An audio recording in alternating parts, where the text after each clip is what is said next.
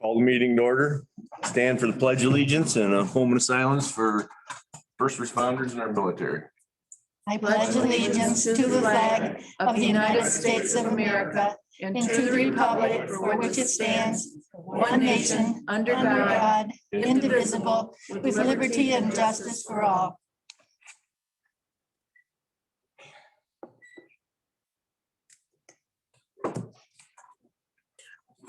All right. Roll call, Lori, please. Jeske, Excused. Pittsburgh, Excused. Bacon, Here. Brown, Here. Bristol, Here. Asplund, Here. Pascal. Here. You have a quorum. All right. Everybody had a chance to look over the agenda? It's good to go. I need a motion to approve that. So move. Second. Roll call. With the additions, please? Amended agenda. Yes. Asplund, Yes. Bacon, Yes. Bristol, Yes. Brown, Yes. Pascal. Yes. Motion carried. All right. We had time to look over the minutes from the previous meeting? Yes, I did. I have two good ones. Okay. No. I swear to God, one's really funny. Okay, it's on the second page under Community Services Director, and it says Director Lori Phelps appeared via, and it's blank. So I don't know if she came in by dog sled or helicopter. Is it supposed to be Zoom in there? Yes. Okay, and I'm slow, so I looked at that for a long time before I went, oh yeah, there's a word missing. Then two sentences down, email a report to the commissioners, blah, blah, blah. Home health care aides, and aides has to have an E after the D, and I double checked. Thank you. That is all. All right, I was trying to jot it down. AIDS needs what? An E after the D. Oh, Because that means it's a person who does aid instead of rather than like a cane, you know, you use that for an aid. Okay. got it. If no further questions, can I get a motion to approve them? Second. Okay, motion in a second. Roll call, Lori? Brown, Yes. Bacon, Yes. Asplund, Yes. Bristol. Yes. Pascal. Yes. Motion carried. General public comment. We got some people here. Good morning. Morning. You're up. Only one on the list? There's no list, so we'll put you on the list.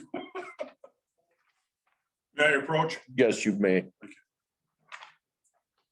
you identify yourself, please?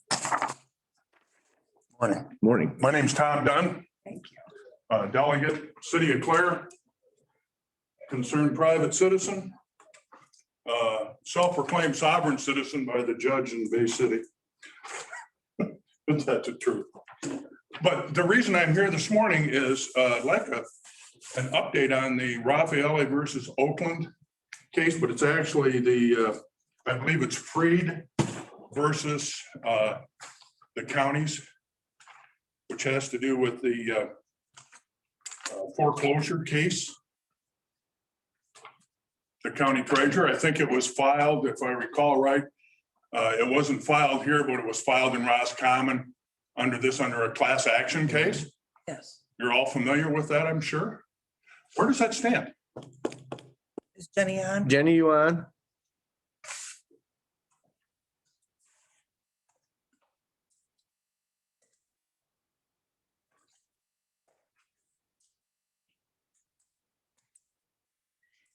And I know it's being handled by is she there? There she is. She's muted. Sorry, I just had a big, long discussion with myself. The Reed case and the Raffaele case are still in litigation. They have not been resolved yet. And the Roscommon case was not either one of those. That one was a class action that one we're not in. There is a Fox one out of Bay City that we're in, but all of those are stayed pending some of these other cases.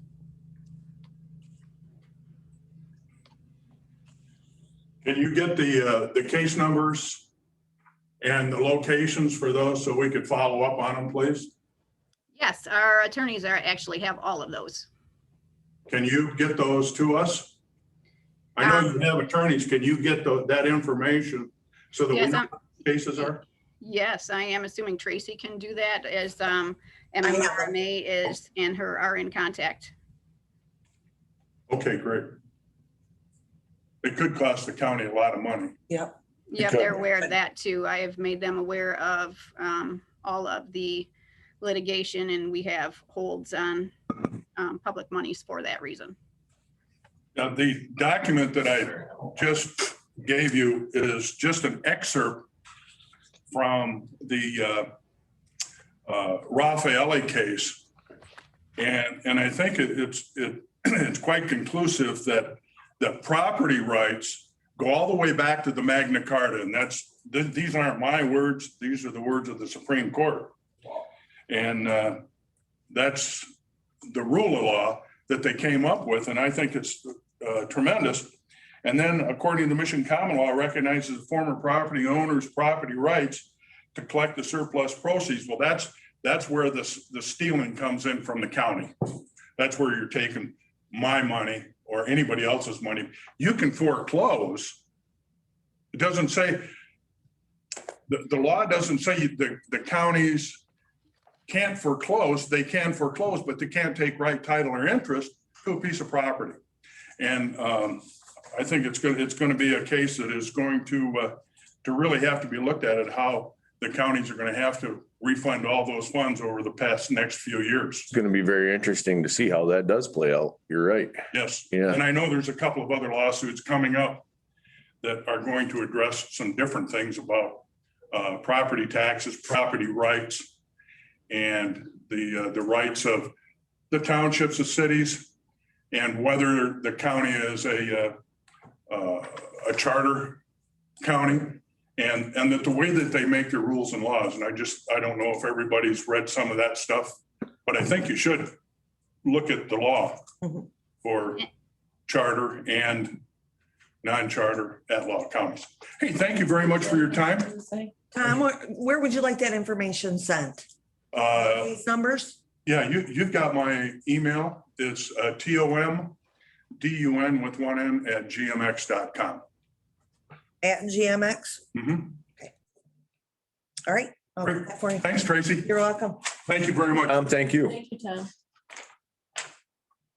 Any other public comment? Okay.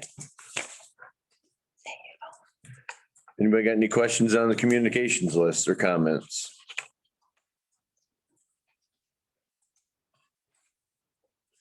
Administrators report. Hang on a second.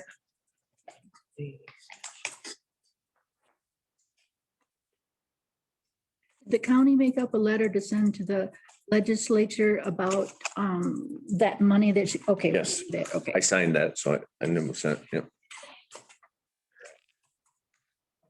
I was sending an email to Ken Shinover.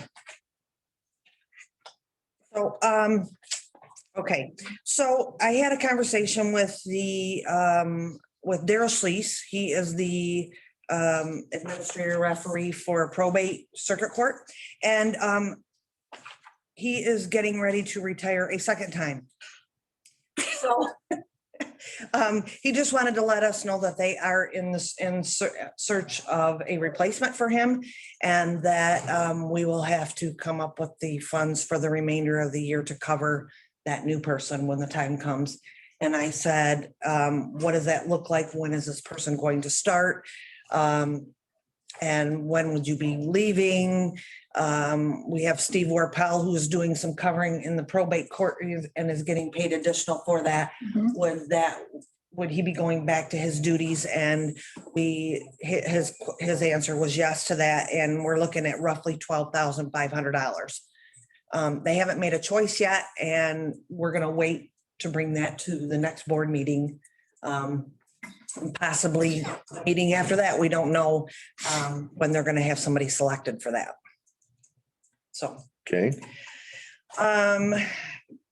I just wanted to point out that, yes, the governor did say if you've been vaccinated, no more masks. But Clare County is still standing by their plan because it is the stipulation that local units will be responsible for those decisions. So our local health department has not made a decision to make that change yet. So we're staying where we're at this point. I talked to Jerry about that yesterday and he said the health department hasn't changed what they're saying. So Should I put this back on? are you far enough away? Yeah, and I am vaccinated. I am Okay, too. yeah. So I've been working on our corrective action plan for our audit. Spoke with the auditor yesterday. What are you guys laughing about? I completed the corrective action plan yesterday and submitted that along with our audit. Submitted the single audit this morning. The auditors had already put that in and then I had to go in and certify. So that's already been completed. She'll be on today to talk about the audit. And for those of you who didn't bring yours back with you, I've made extra copies. So Oh, my because you're gonna goodness. need to, Yeah. she'll be talking about some of the things on the different pages. Do you have yours? Awesome. Good. So I've been attending webinars with regards to the COVID relief funds. And we're learning more and more about those. Have you been able to apply for those funds yet? Jenny was, had to go in and do some certification and they were that by doing that, then the money will come back to us or that we'll be able to draw down that money. Okay, so Jenny, have A you, whole lot of personal identity stuff to get that. Right. Have us all signed up and waiting to get for that, but it was kind of unexpected with all of the stuff that we do already, but so you're in the process. it's done. We're just waiting for it to come in now. Good. Okay, so another thing that Jenny and I met with regards to the budget and we were talking about some different things and going over the revenues for the last year and our lost revenues because we can recoup those from those funds and came up with roughly $800,000 that we'll be able to put back into the general fund, into our fund balance. Although that is for our budget year. They are wanting us to report from January to December, so it's gonna be a little bit different. So I'll have to take a portion of ours from January to September and then October to December, I'll have to do into the next year. So I'll be redoing those figures. Yeah, those figures are mostly 2020 revenue loss, Right. Yeah. mostly. One of the things that is in the audit is related to the fixed assets and I'm working on a capitalization policy to present to the board. Hopefully at the next Gotta have that. board meeting. And then one last thing, I just wanted to point out, there was a comment made in the Cleaver a couple weeks ago. And it stated that Clare County dropped the ball on some grant funds for the airport. And I just want to make it clear that that is not the case. We did have the opportunity to get some grant funds from MMDC with regards to the pilot's lounge.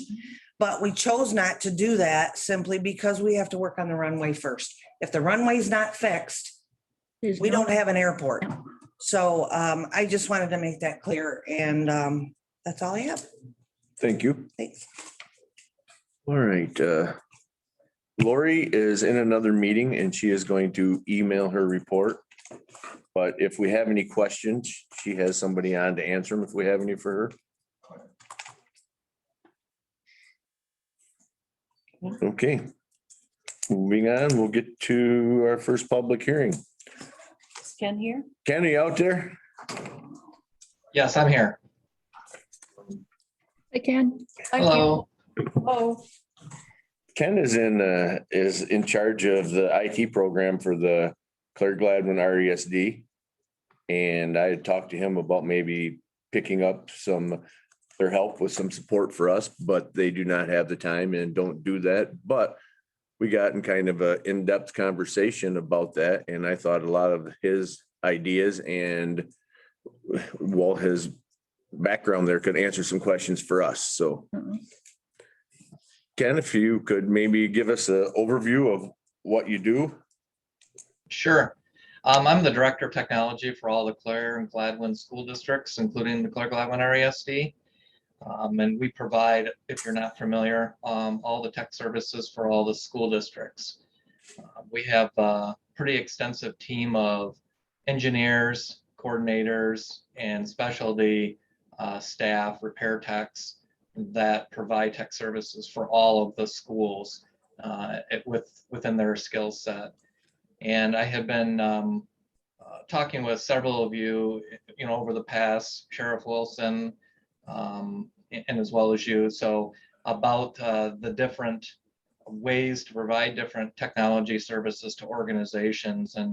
And Jeff and I got into a discussion about how you could provide those kinds of services for different entities. And in our school district, I had a vision years ago to look at creating a team of experts in the technology field to provide those services. This isn't new. Our model that we use here is very similar to every other one around the state in K-12, as well as it's very similar in any other private or governmental agency, around the country and the world. You have a team of experts, just like you would if you were in a mechanics garage, at a dealership. You have your head mechanics, you have your brakes and shocks person, you have your oil change people, you have your coordinators, your managers. So we've built that team to provide services. And in our area in Clare and Gladwin County, we're obviously very small and rural school districts. So we're not large like a Genesee, Flint school district or a school district in Grand Rapids or Saginaw and so on. So we had to pool our resources together to provide those services on a larger scale for all of the districts in our area. And so we decided to do what would I call, or what people have called, insourcing, where we pool together our resources from all the different entities that partner together to provide those services. That way we can provide high level services and support for all of the school districts. If we were to try to do this individually, like was happening back in the early 90s and early 2000s, that model didn't scale very well, because as technology has evolved, and as you well know, everything is connected with technology. It's a utility. It's something we have to have, just like electricity and water. You have to have the different expertise to provide those services. So having just one or two people to take care of an entire organization is just not feasible. So some companies look at outsourcing everything. Some look at trying to do it themselves. And then others will look at partnering with other entities. So when Jeff and I were talking about how could you help with the different technology woes that you guys have been dealing with, it's no different than other agencies have dealt with over the years. So one recommendation that I made was looking at trying to partner with other municipalities in the area that are very similar. So school districts are all very similar, so we provide services that are very similar to all of those districts. On the municipality front, you have the county building there that has the jail, sheriff's department, you have your county clerk, you have your 911 dispatch, your judge, your prosecutor, and all of the other county ancillary type of internal organizations inside of that. And so my suggestion would be to look at trying to partner maybe with Harrison, city of Harrison, maybe the city of Clare, village of Farwell, potentially Hayes Township, to try to work together and pool some resources to help you and help your IT department to be able to provide those services. I know that in the past, you guys were starting to go down that road with a gentleman that used to work for us that did go work for you for a while until he and his wife and family moved down to Oklahoma. So they were starting to go down that road. So that's an option to look at. Again, outsourcing is another way of doing that. However, the difference between going with an outsource and insourcing that is the cost, right? Outsourcing, those companies have to make a profit.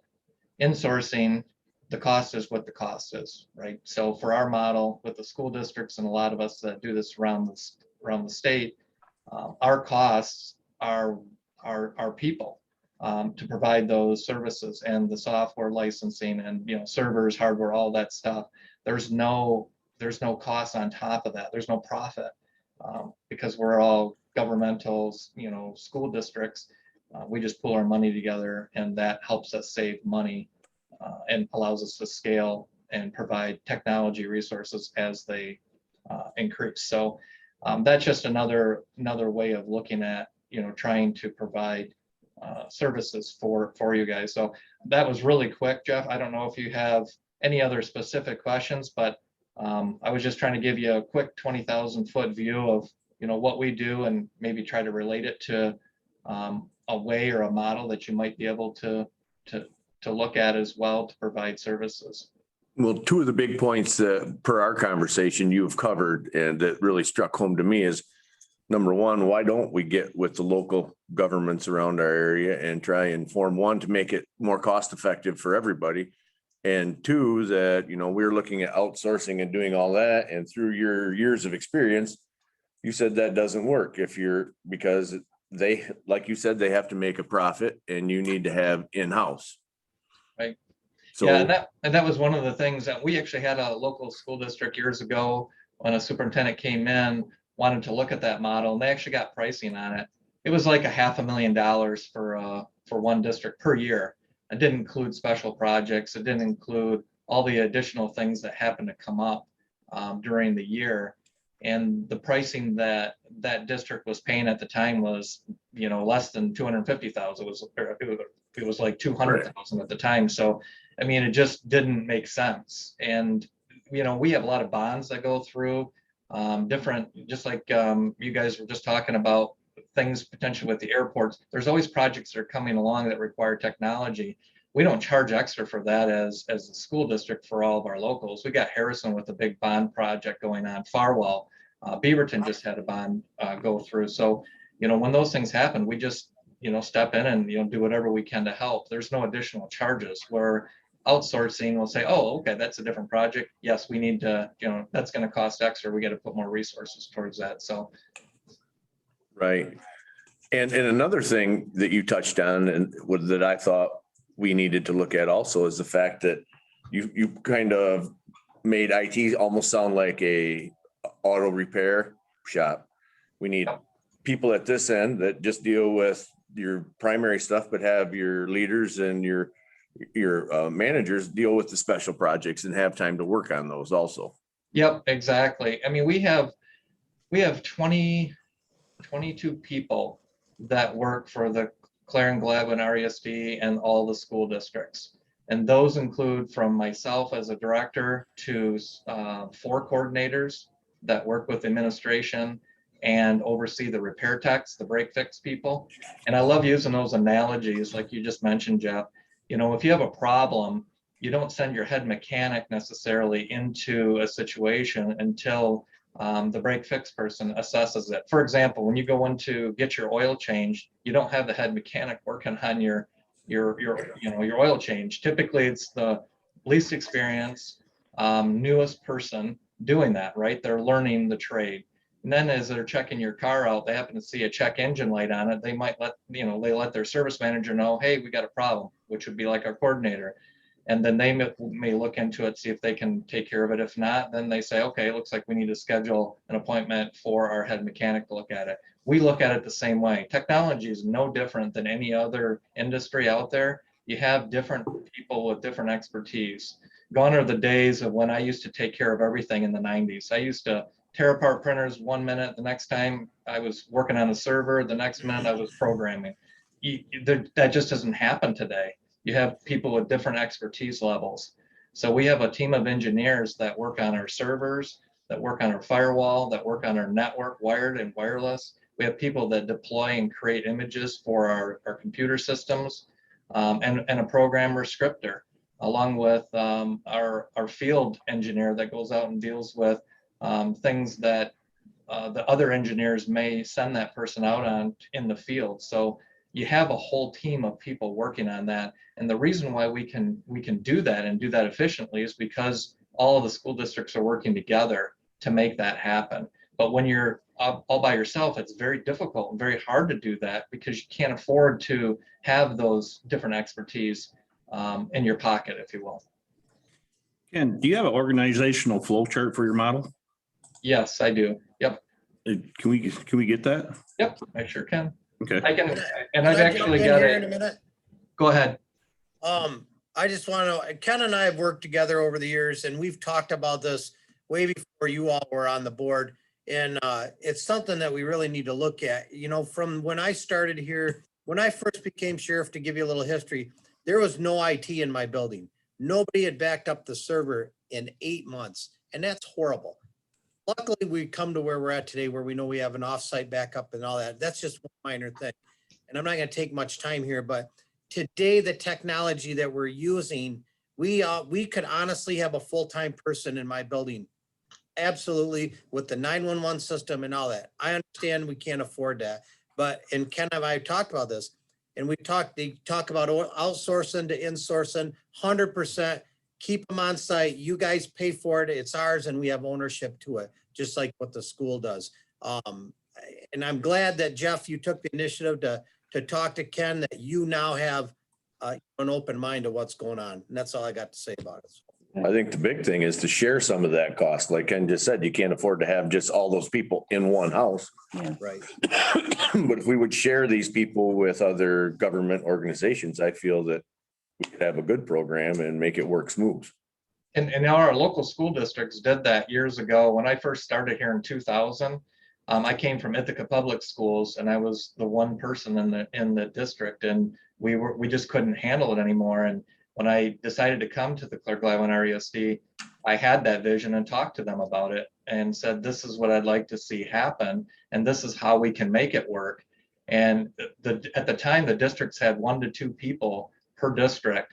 And then as technology evolved, those people just couldn't be experts in everything. But if we pooled all those people resources together, then we could find the right people with the right skill set, and then be able to provide those services to the district to help all of them at the same time, because we're all very similar. I know that the similarities in municipalities may be different in the county, because like Sheriff Wilson just said, you have the 911 dispatch center. I mean, that thing's got to be running 24/7. So you have to look at those things, the jail, you have to look at the clerk's office, the prosecutors, all the different ancillary departments. But I think you can still look at that and provide the very similar services to all of them, and be able to provide those to, say, the city of Harrison, Clare, and all the different transportation departments at each of those, or not transportation, but the public safety buildings in each of those towns and cities. And I know that the city of Clare and the police department work very closely with the county and law enforcement. So why not have somebody that knows all of these systems, or it can work together to put the right people to take care of all those together. And this is Stephanie Brown. We work together quite a bit, but thank you for your comments. As a group, we started the IT committee here. We've had 2 meetings so far. And basically what you've reiterated, and Jesse, our IT director, and what we've come to the conclusion of is, we know we don't have enough resources here. So your expertise and comments are greatly appreciated. Thank you. Yep, you're welcome. Problem? Thank you. Ken, I know you're coming to speak to Greenwood Township in June with Jerry Becker, but we've got to bring the townships into this. I know each township that I've spoken with, Hayes, Frost, Summerfield, Winterfield, Greenwood, they've all stated that they're going to get approximately $100,000, which can only go to broadband services for that township. And so they're looking to us and other experts as yourself as to how to spend those funds and what to do. And I think that that's important. The administrators from each of those townships will be at that meeting that you're coming to speak to with Jerry. Yep, and I think that's a great point, that, you know, you don't want to necessarily about the townships. And, you know, and I know we're all governmental, and especially with schools, you know, the schools have their own mascots, if you will, you know, and everybody wants to kind of do their own thing, and that's fine. All of our schools still have their uniquenesses. They have their local control. We do what the local districts do. We give recommendations. We try to help them, you know, steer them in the right direction for the technologies and what's coming and things.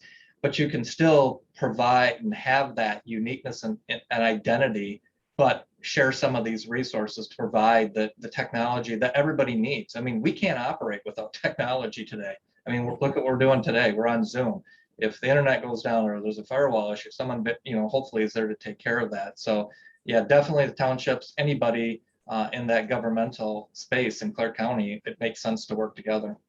Great, thank you. Yeah, I think one hurdle we'll have is I do know that like the city of Harrison, I talked to them on it and they just signed a contract for IT support. Mhm. So we may have to, this may not happen immediately to get everybody into sharing this process, but I feel it's really something to explore. Who did they sign with? I didn't ask. Okay. Any other questions for Ken?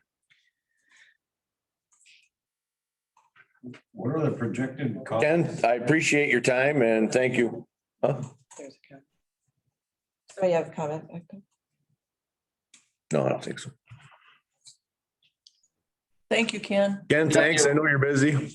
Yep, you're welcome. And anytime, like I said, I live in this community too, and I'd be willing to help any way I can to, you know, to help out or, you know, just answer questions like this. So feel free to reach out anytime.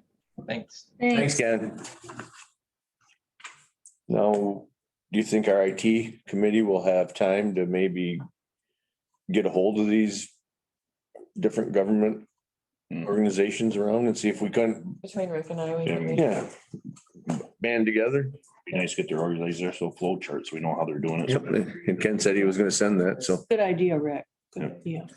And I just put it on my note. We'll schedule another IT meeting soon. Yeah. Okay, Excuse me, I'll send that information to Tracy since I've got her email. Thanks, Ken. thanks, Ken. Thank you very much. Okay. Next up is Stacy.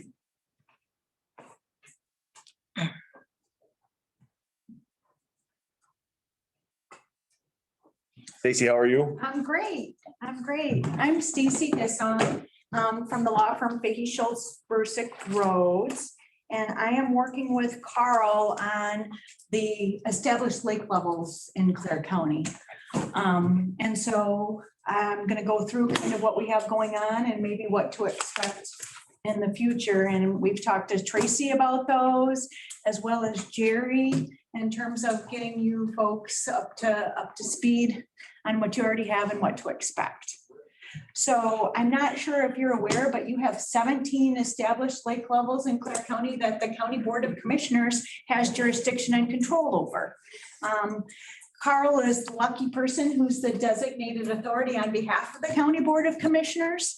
And so it's just coincidence, but today is the 1-year anniversary of the Midland and Gladwin County dam break. So it's kind of interesting that we're here today to talk about that with you.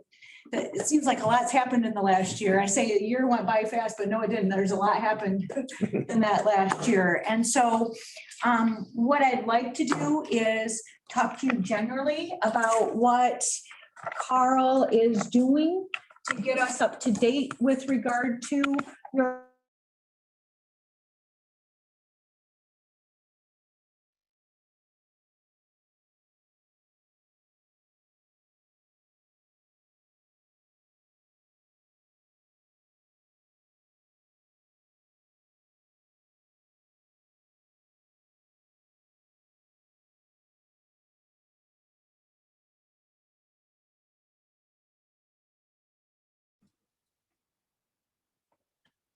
Your audio is off.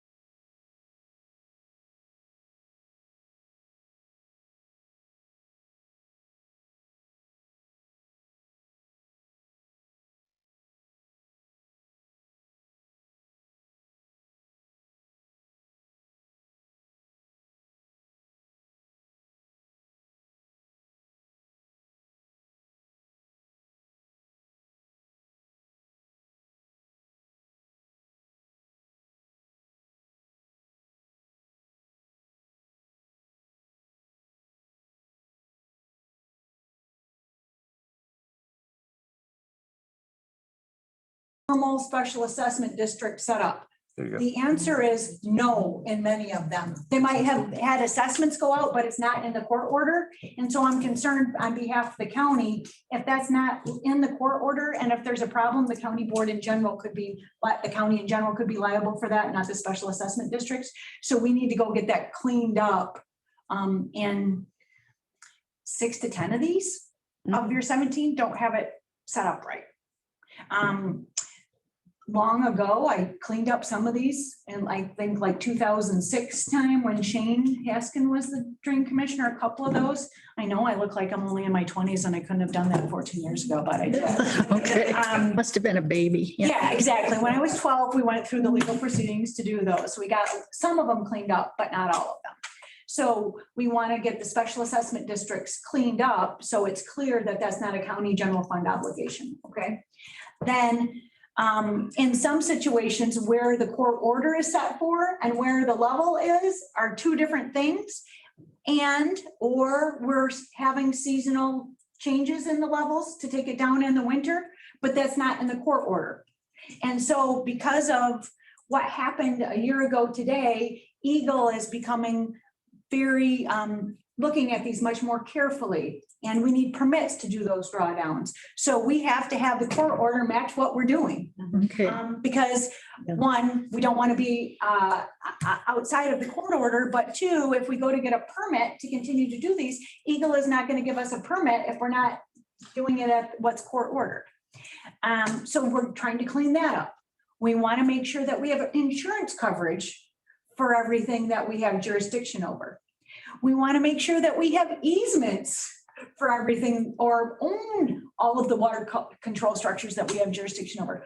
We don't in many situations. So Carl has looked at that. We're going to go through one by one and make sure we have that taken care of. Prime example of that is Dock and Tom Lake and Lake of the Pines. We're working with the Lake of the Pines Association right now to take ownership of that.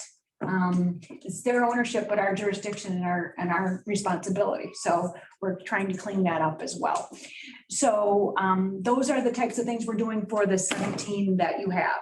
So the process for doing that is it's going to require some county board resolutions to approve us taking action to do that. And then afterwards, we'll hold next summer or next year, some point, the court proceedings, and then also the special assessment district or hearings to approve those. After those approved, those come to you for your stamp of approval before we can have the assessments. So you're going to see Carl in here with a stack of resolutions from time to time, because ultimately he acts on your behalf and you have to approve those to go through. But that's what we're trying to do to create. We've cleaned up all of them that you have. There is not one that we don't need to take some action on. Some of them are in better condition than others, but all 17 of them need something updated. So that's what we're doing for those. Okay, so with regard to the lake levels that you already have, do you have any questions? Not all the lakes have established lake levels, do they? No, that's my next thing Okay. that I want to talk about. So the good news for the 17 that you have, Carl, on a schedule inspects them and takes care of any maintenance noted in the inspection, so you don't have any problems with the ones that you have jurisdiction with, and we want to keep it that way. So I feel very comfortable with the ones they have. Is there anything you want to add to that, Carl? No. Okay. All right. So, and I believe Jerry's here, you don't have an established lake level on all your lakes. And Jerry, how many regulated dams do you have in Clare County? 3 currently. 3 regulated, but you have 52. 52 total, 17 that are on the list. Yeah, 52 total, and you only have 17 under your control. So we have several situations where we have a water control structure that if something happens, it's going to have an impact to downstream property owners that there's private jurisdiction over. It's a property owner that's responsible for that. What we're seeing and what we anticipate is many lake associations are hearing from their insurance, we're not going to cover you anymore because of all the lawsuits related to that. So They may be coming to the county and in my opinion, should be coming to the county to have jurisdiction taken over so that they can be properly insured. We also anticipate that as a result of the Gladwin and Midland County dam breaks, there was a dam safety task force initiated by the governor. And with that task force came a series of recommendations for legislative changes to ensure that our state's water control structures are kept in good maintenance. Requirements and the closer review, the dam safety unit is doubled in size of these is going to cause some private property owners who are or lake associations that are having the current responsibility for those dams to say, this has become too much for us to take care of ourselves. We need to have the county do that.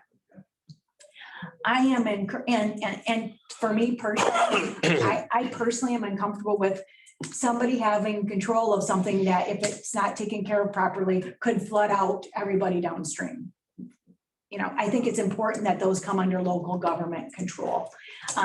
And so from my perspective, I would encourage those lake associations seeing what's coming down the road to start this process sooner rather than once it's, you know, we don't want to, hey, Carl, we'd like you to do this in 16 situations and have studies done in the next 3 months and move quickly. It's a long process to establish a lake level. And so the sooner we start having those conversations and working with these privately owned structures to get them under county control, the better. One, we don't have the capacity to do all of them at once the regulations come into play. And two, don't come to us the day that your insurance cancels your insurance. It's going to take us a while to get it established and under our jurisdiction. Come to us now so that there's no gap. As I think Jerry is aware, we have some dams or water control structures that are privately owned that are not in good condition. The ones currently under jurisdiction are, but there are many others that need some work done. And this gives us the ability to do that through the county, to finance it now under the Lake Level Act up to a period as long as 40 years if we need to ensure that these are taken care of responsibly. So I talked a lot, sorry. That was pretty good though. Yeah. So I'm happy to answer any questions that you might have.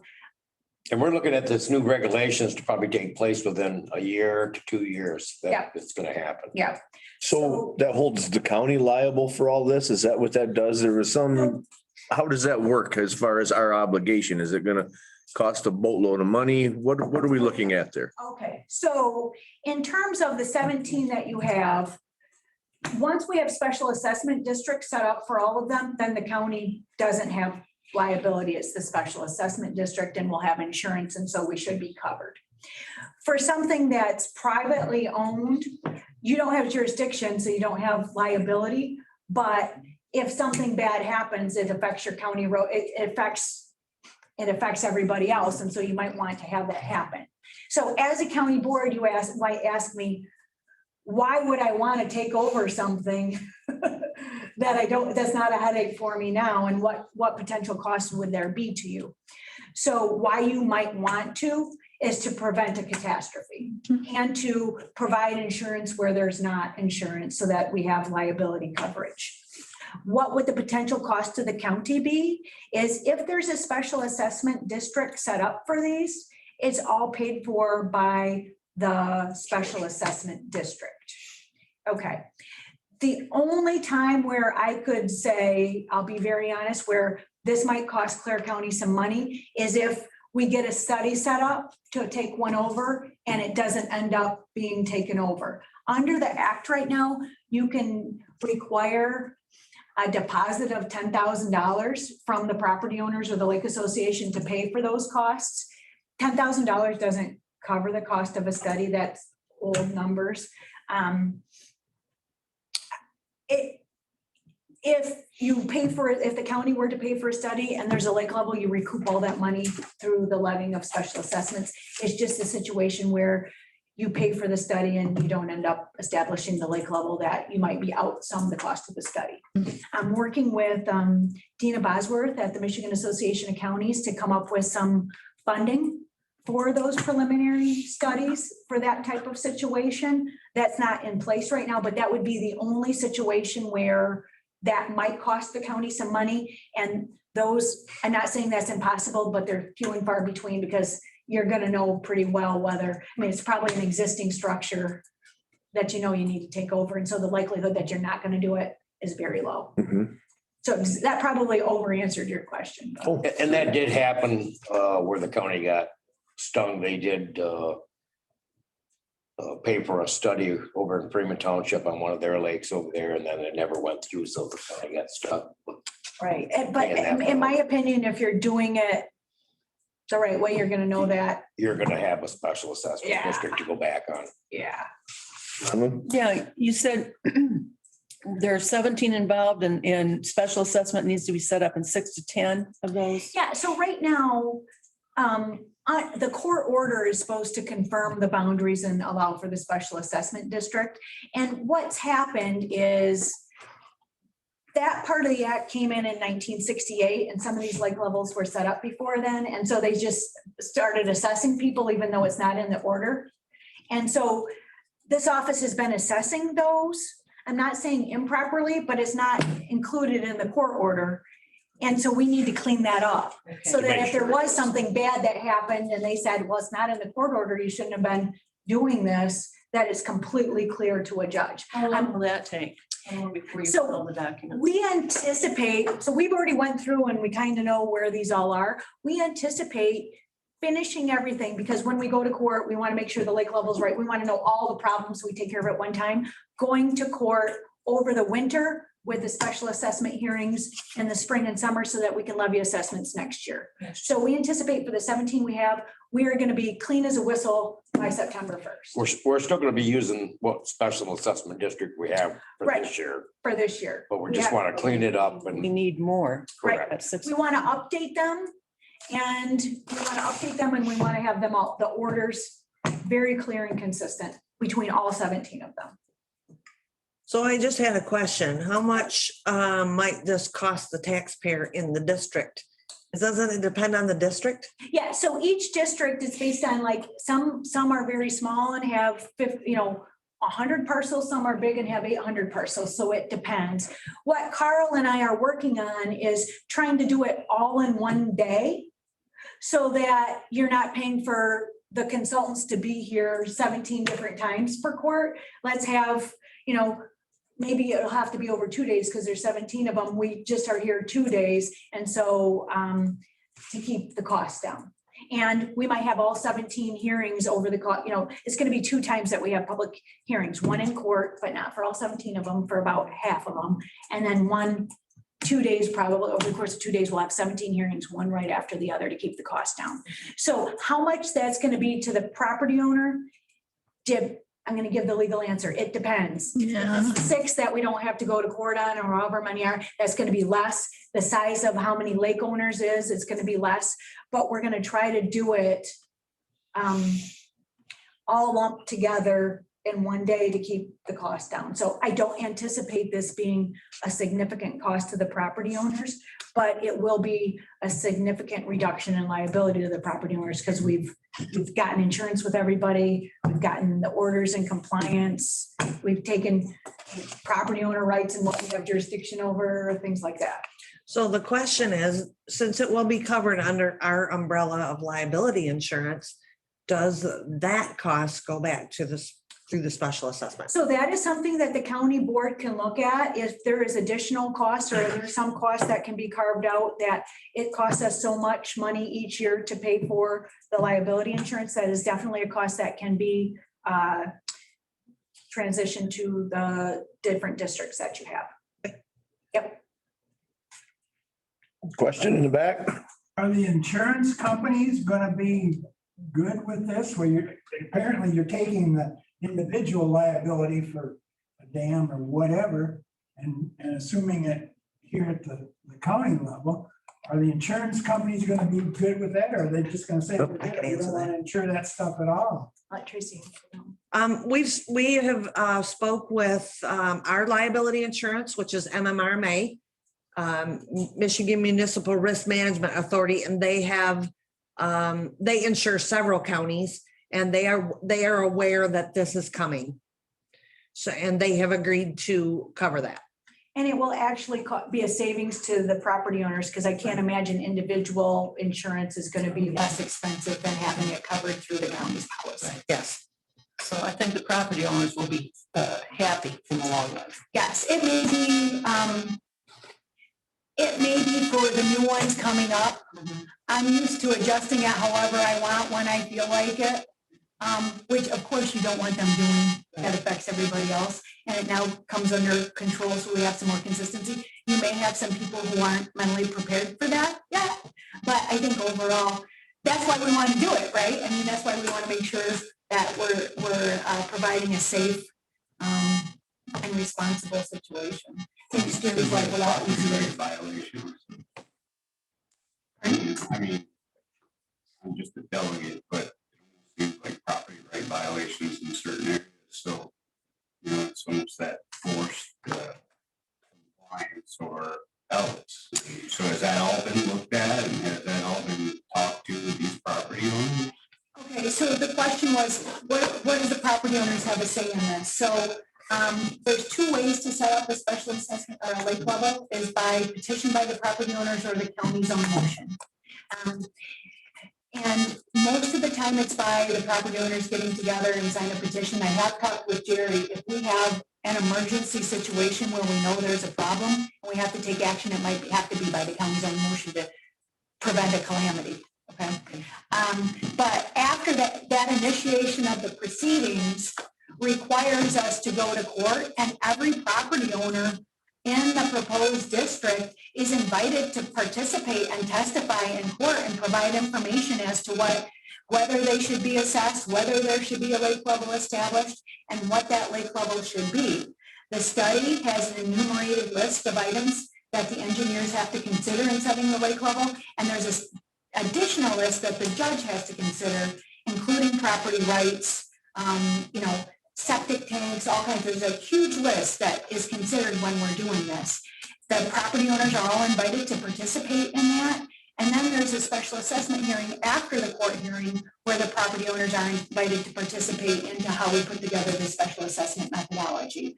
So from my perspective, there's numerous opportunities for due process for the property owners to have input.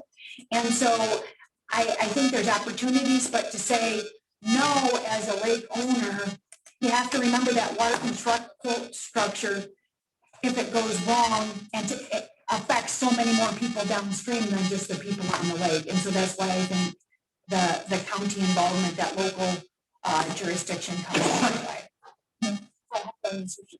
It does in a sense, but actually I kind of look at it a different way. Yeah, I mean, people want to retain control, but then that control impacts other people. Yeah, but that kind of like is almost in the realm of it would fall back on that property owner to allow him to take liability for his actions. So like, for instance, if I was driving a vehicle and I hit somebody, I'm liable for that. Okay, so nobody else should be liable for those type of mistakes, and accidents happen. So if that's an accident, he'd still be liable for that. So I don't see how that would fall back onto the taxpayers again.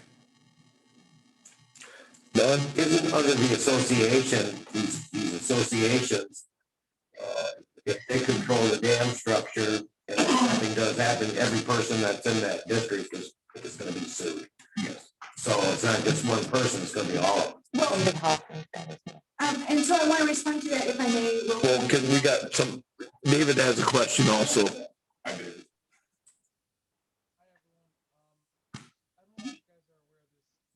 David, can you hear us? Yes, I can hear you, but your audio is really bad. The audio is really bad. Yeah, and so did you have a question? I can hear you. They're all saying the audio is bad out there. I reached out to Jesse. Okay, is it my audio or the whole board? No, they said. I can't hear nothing. Okay. Oh, boy. Carl, you're sitting on the wire.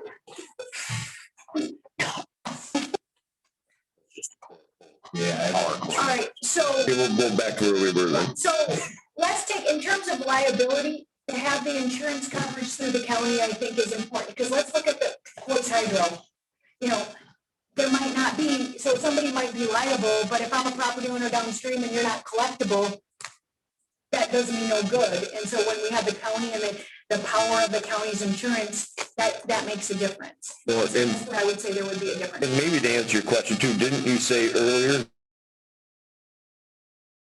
providing liability insurance to the individual? Yes. That's what happened. Oh, that's why that would be a good fit, having it through the county. Yeah, that's what happened. Because of that.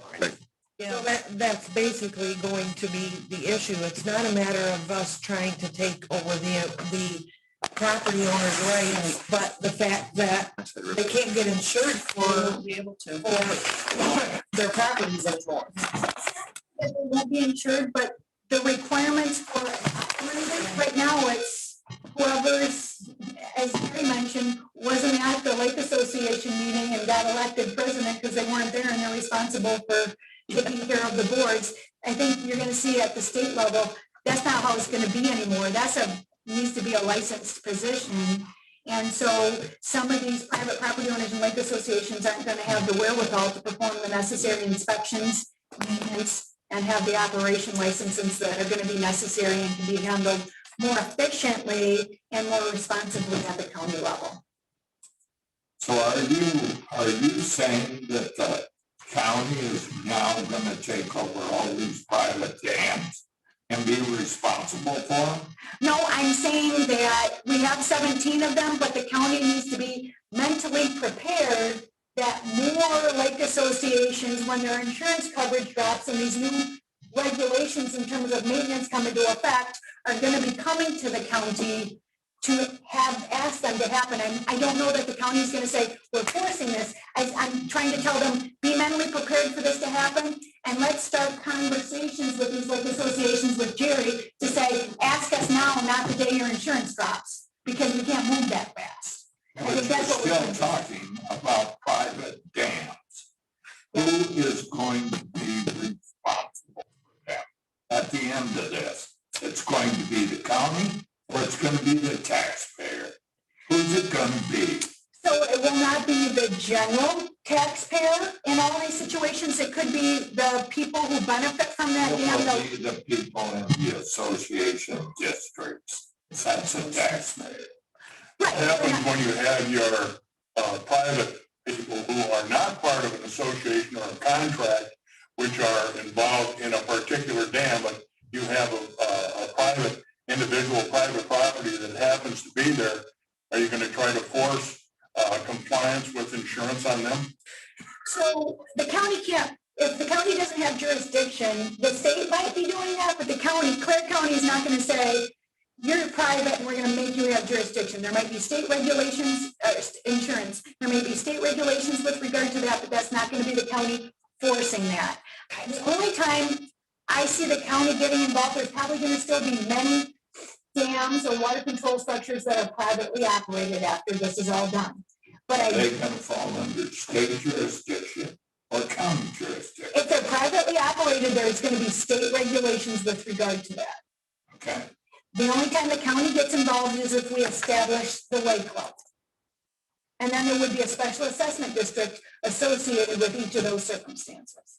So that takes it away from the state's authority to Nope. the county. The state still has the authority. It's just easier for the state regulations are still in place, private or county owned. But it's probably going to be easier for the county to meet the state regulations than it is for a private person. I got one more question. For instance, let's say we establish a lake level, and I'll use Bud Lake as an example. For years and years, Bud Lake was about 3 foot lower than it is now. So we establish that lake level, and then it starts rising to where it's affecting people's basements, houses, crawl spaces. We talked with the Bud Lake Association. There's really no way to regulate that lake because there's no way to get water out if it's getting too high. Would that fall under the fact that the county would have to try and keep that lake level, even though you're working against nature, and it would be hugely expensive. Right, and so that might be a situation where we don't establish a lake level because it's not feasible. It's not controllable. Right. It's Mother Nature's gonna control that lake level. Right. So we call some of that kind of lakes where there's no natural outlet. Some situations, it is feasible to construct an outlet and some they're not. It varies lake by lake. And so that one, I think we'd be able to look at it really quickly without investing in a full study to say, nope, we're not going to try that with this situation. But if we did, then we would be liable to regulate that lake level, which there's no way to do it. So that'd be very Right. And so we would- insight by us to do that. The court would probably not establish it. Yeah. Normally the establishment of the lake level, if there's no water control structure that's already in place that we're just kind of taking over, would encompass a project that creates one. Not, we're just going to take one over and we have no way for him to operate. Right. No, we're not going to do that. It's either we're taking over an existing one or we're building one as part of that establishment. And if it's not feasible, we're simply not going to take jurisdiction of it. So it's not going to solve every problem that lake owners have. For goodness sakes, it's just basically protection for the water control structures that are in place that are privately maintained right now.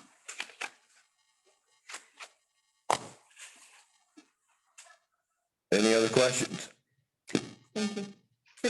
Kyle? Yeah. I'm just wondering, the lake associations you've been meeting with recently, are they mostly aware that this is coming down the pipe? Yes. Okay, and they understand and they're not like freaking out? Okay. Nobody seems to be. Okay, all right, good. They're understanding that there is an issue and they can't afford it. Yeah, okay, good, all right. All right, well, thank you for your time. Stacy, Carl, thank you. Yes. Jeff, I understand that the audio's still bad on the It's still bad. Is he trying to fix it? Yeah. Yes, he is? Yeah.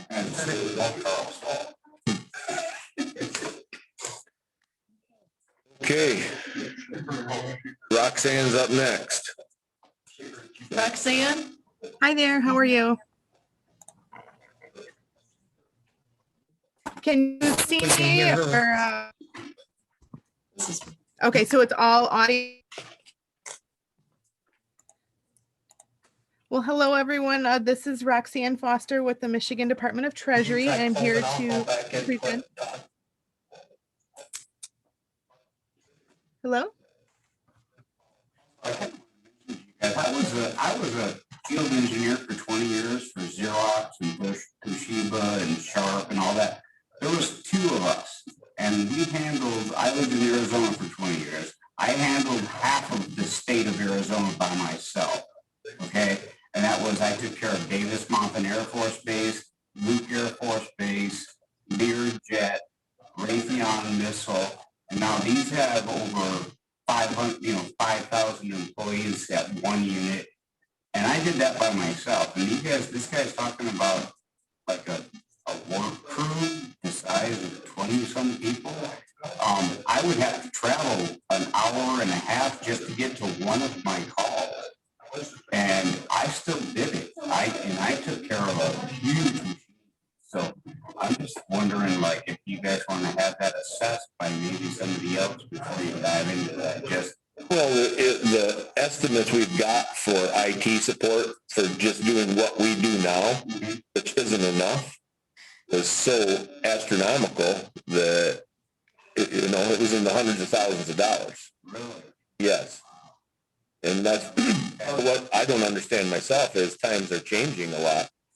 We got Zoom right now and we're almost crippled because we can't get it going, and just everything is so technology based now. That we have, Mark, are the number of devices, so you have to touch these. Yes, because we have so many things, just one control card, you have a laptop. Why don't we take a 5-minute break and tell everybody on Zoom if they can hear us that we are going to close out, so please come back on. Try and get our technical difficulties fixed. All right, how's that sound? Thank you. It's unbelievable. Yeah, oh, I know.